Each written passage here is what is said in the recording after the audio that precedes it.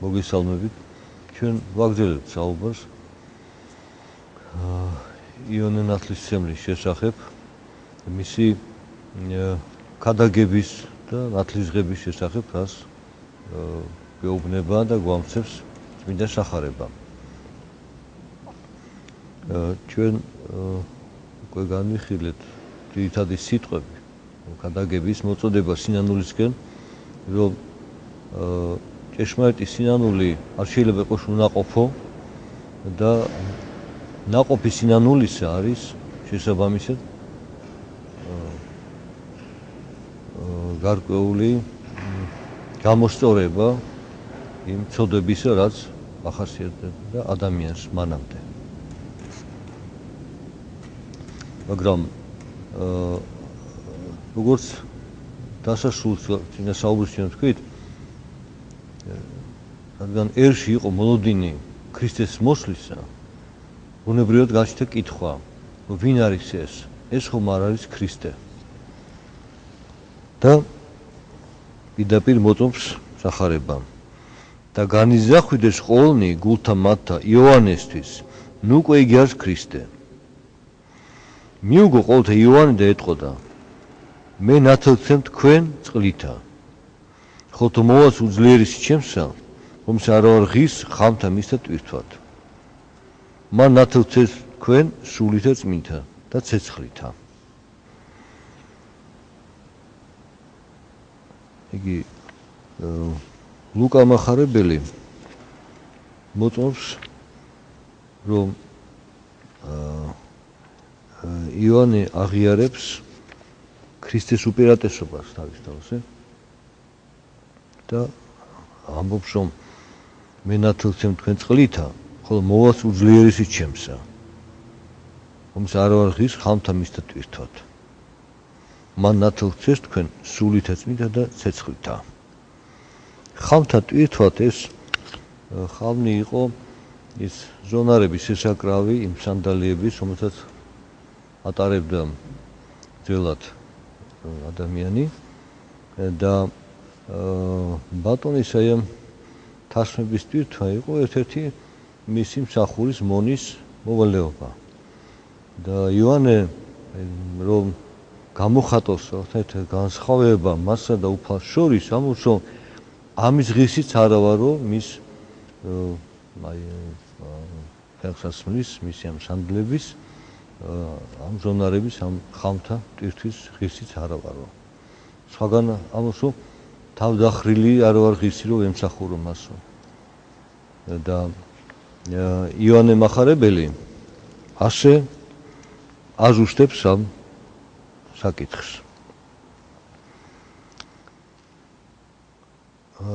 და ეს სიასწამება იოანესი, ოდეს მიავლენი მისა ურიათა იერუსალიმით, უდელნი და ლევიტელნი, რათა კითხონ მას ვითარმე შენ ვინ ხარ?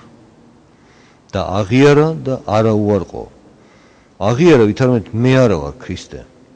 და მათ კითხეს მას და უკვე ვინ ხარ შენ? ელია ხარა? და მან თქვა არა ვარ. წინასწარმეტყველი ხარ შენ? და მიუგო არა. და რქვეს გარკვჩენ ვინ ხარ შენ?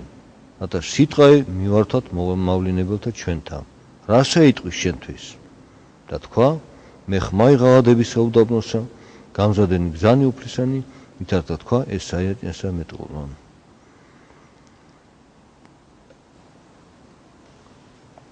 იგი იონე არა მარტო სამსო არა ვარ ქრისტე, არამედ კითხვა რომელიც გაჩნდა, მაშინ ვინ ხარ?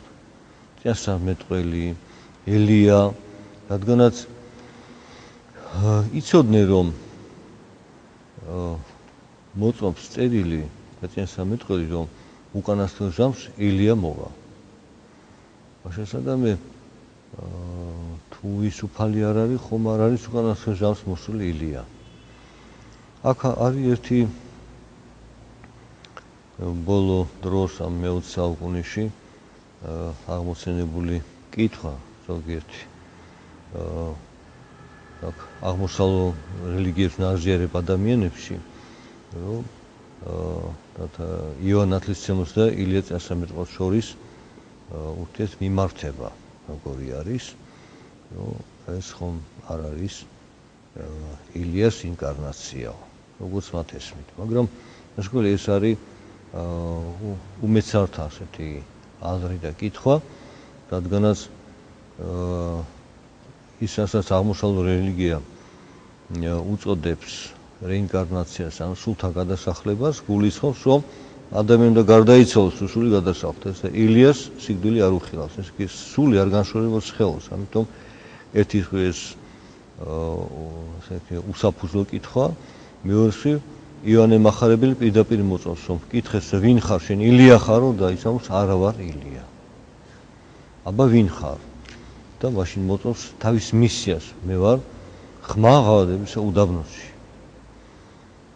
და ეს უდაბნო ჩვენ გასული საუბრისას აღვნიშნეთ, რა იგულისხმება უდაბნოში? ეს არის ღვთისგან განშორებული, ცოდი დაცემული კაცობრიობა, საზოგადოება და აი მათ გამოსაღვიძებლად, მათ გამოსაფხიზლებლად, მათ მოსამზადებლად უფლის მოსვლისათვის არის მოვლინებული იოანე წინასწარმეტყველი.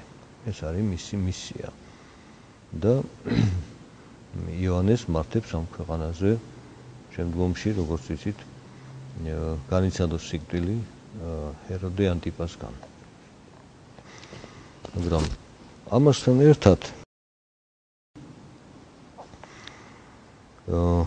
მართებს კიდევ განმარტება შემდეგი სიტყვისა, რომ იოანე ამბობს, რომ მე ნათლცემ თქვენ წყლითა, ხოლო მოვასუდ ძლიერესი ჩემს, რომლისა მან ნათლცემ თქვენ სულითა წმინდითა და ცეცხლითა, რომლისა ნიჩაბი ხელთა შინა მისთა, განწმინდოს სკალოი თვისი და შეკრიბოს იფქლის საუნჯესა თვისა, ხოლო ბზეი დაწვას ცეცხლთა უშეტითა. და ფრიად სხვასაც ამრავალსა ლოცვიდა და ახარებდა ერსა მას. იგი იოანე არა მარტო თავის მისიას, ერის მოწოდებას სინანულისკენ უცხადებს, როგორც ხმა ღავადების უდაბნოში, არამედ ეს მოწოდება სინანულისკენ კონკრეტული საქმით მტკიცდება და ეს არის წყლით ნათლისმცემა. ასე ხდება მოსამზადებლად უფლისათვის განბანა ერისა და ეს იორდანეში შესვლა და იოანეს მიერ ხელის დადება მათი შთაფლა ამ წყალში. ეს არის ის ქმედება, რომელიც გამოხატავს სინანულით განწმენდას და მომზადებას უფლისათვის. რომ მომავალში ისინი სულიწმინდის მადლით ნათლ იღებენ. ანუ ეს ნათლისღება იოანესი მოსამზადებელი არის. იოანეს ნათლისღებით არ ხდება პიროქნილი ცოდვის გამოხსნა და მიტევება. ეს ქრისტეს მიერ მოხდება. და აქ საუბარი იმაზე, რომ თითოეულ ადამიანმა თუ თავისი პირადი ცოდები არ აღიარა, თუ თავისი პირადი ცოდების გამო სინანული არ გაუჩნდა, მაშინ მეტი მას მიტევებაც არ ექნება და მეტად შეწყალებაც არ ექნება. ანუ ეს არის წინაპირობა უფალთან მისვლისა ყველა ადამიანისათვის და აი ამის მოწმეთ არის მოვლინებული იოანე ნათლისმცემელი. და შემდეგ ეკითხებიან იოანეს და რაისათვის ნათლისმცემ, უკვე თუ არა ხარ შენ ქრისტე, არცა ელია, არცა წინასწარმეტყველი იგი. და მიუგო იოანე და რქვა მათ, როგორც უკვე ვთქვით, მე ნათლისმცემ წყლითა, ხოლო შორის თქვენსა დგას, რომელი არა იცით.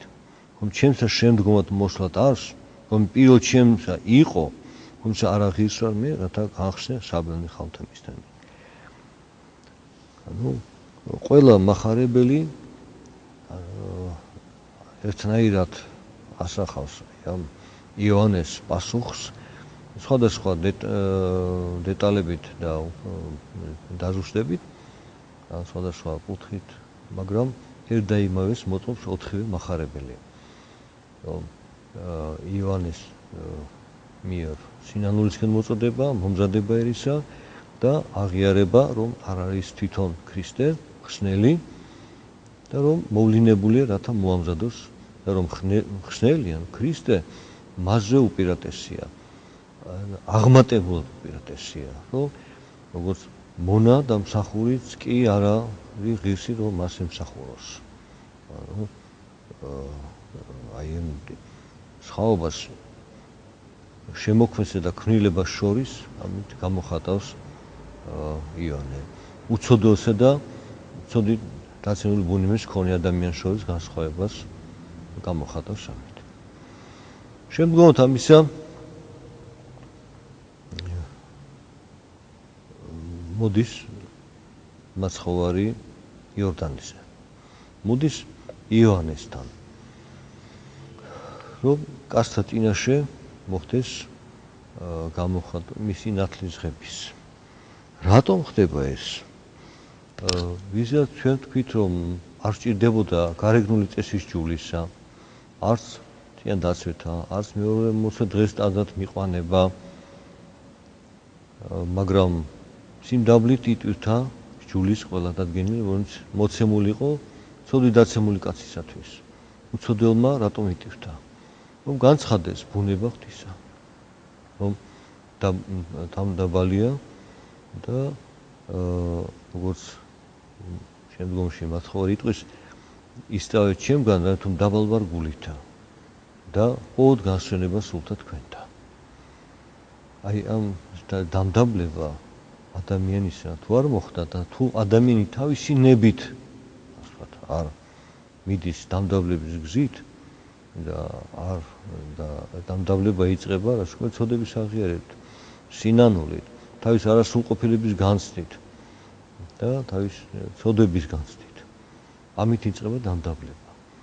აი თუ ეს არ ხდება ადამიანში, როგორც უკვე ვთქვით, მაშინ არც მისი განწმენდა მოხდება. და ნიშნად ამ დამდაბლებისა უფალი მოდის იორდანეზე იოანესთან, რომ ხალხის წინაშე იოანემ დაამოწმოს თუ ვინ არის იგი. უფალი გამოვიდა უკვე საზოგადოებაში, განცხადდა, მაგრამ ვინც არის ავტორიტეტი კაცთა წინაშე იმ დროს, ვინც აღიარებულია იმ დროს წინასწარმეტყველად, მისგან უფალმა უნდა მიიღოს მოწმობა, მაგრამ არა თავისთვის. მას არ ჭირდება ეს მოწმობა. აი კაცთათვის, რადგან მათ იოანე უკვე იციან და იესოს ჯერ არ იცნობენ. ვინ არის?